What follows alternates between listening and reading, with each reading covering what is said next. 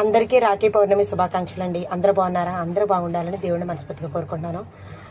Blood relation అయితేనేనండి, రక్త సంబంధం అయితేనేనా ఇంకా రాఖీ కట్టాలి, లేకపోతే కట్టకూడదా? నాకు చిన్న డౌట్. ఏం లేదండి, నాకైతే అన్నదమ్ములు లేరు.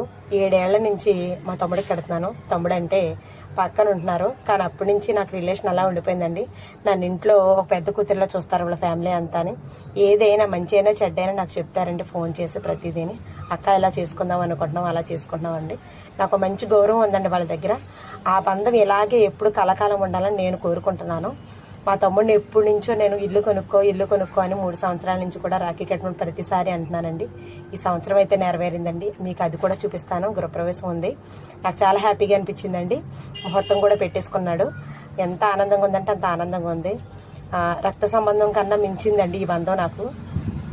ఇలాంటి బంధం ఎప్పుడు విడిపోకూడదని, ఇలాగే నేను కలిసి ఉండాలని మేమిద్దరం అని మీరందరూ కూడా దీవించండి. మీరందరూ కామెంట్ బాక్స్లో కామెంట్ అయితే చేయండి ఇలాగే ఉండాలని. మీకు కూడా ఇలాంటి రిలేషన్ ఉంటే కనుక హ్యాపీగా ఉండొచ్చండి.